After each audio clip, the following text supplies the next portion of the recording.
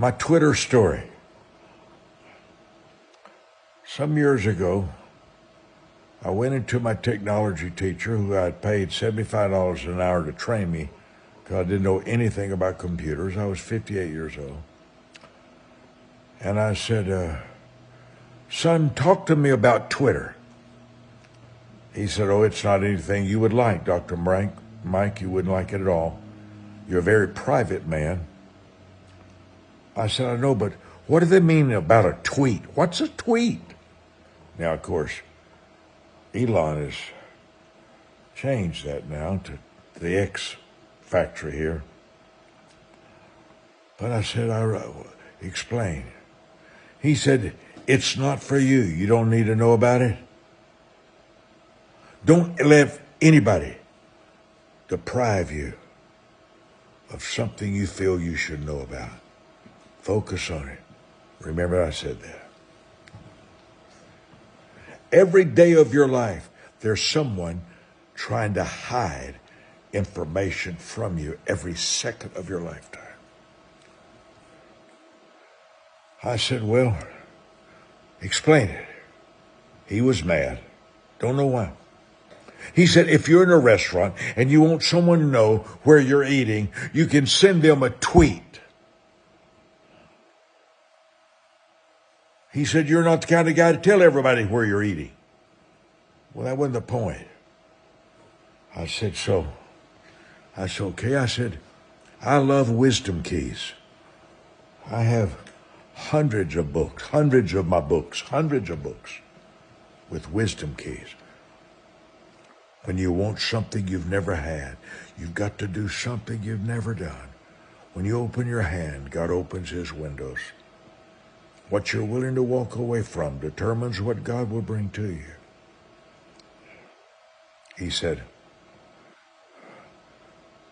said, so if I had a wisdom key to come to my mind, because everybody knows I have a passion for learning. I have a dread of staying stupid, staying ignorant. I'm a slow learner, so I try harder. I said, if I had a wisdom key and I wanted to send that to somebody that God had just spoken a sentence to me, that would be a tweet? Yes.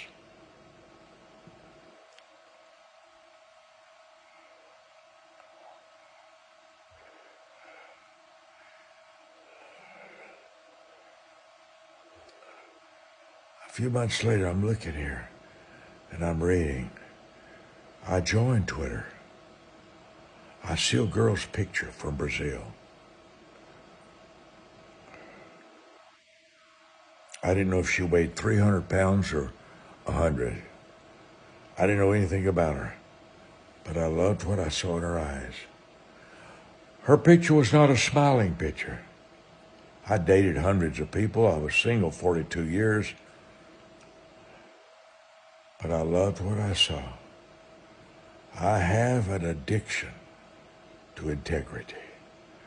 I love the pure-hearted people of the earth. That's my world of goodness. It's people who won't lie to me. People who won't deceive me.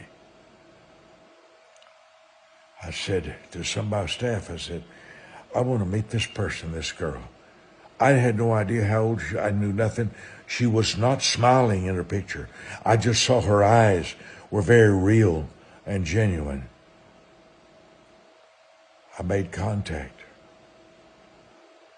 I preached all over Brazil, and one night she was there.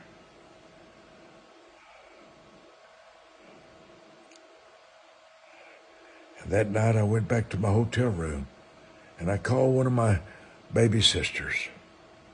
I have 4 sisters and 2 brothers, 7 of us. And I said, sis, I may have just met the woman I'm going to marry. I may have just met my wife.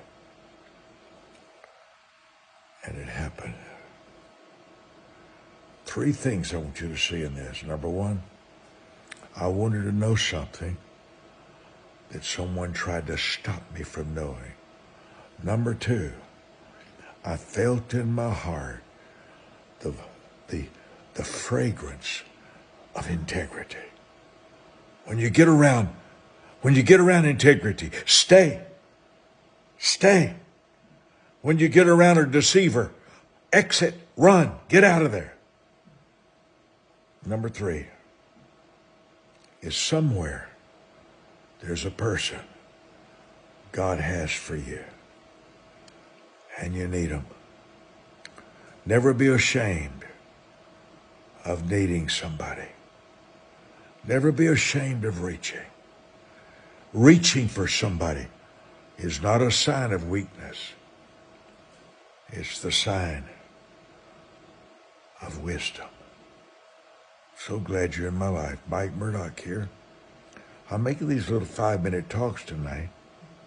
And, oh, by the way, I found out my wife was a lawyer for the Chief Justice of the Supreme Court of Brazil.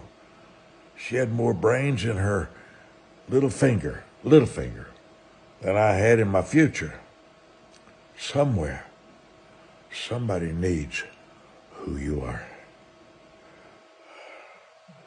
Love your difference. Treasure the genius that God put in you. There's something inside of you that you haven't even discovered yet. Always remember, your family is not always a reward system.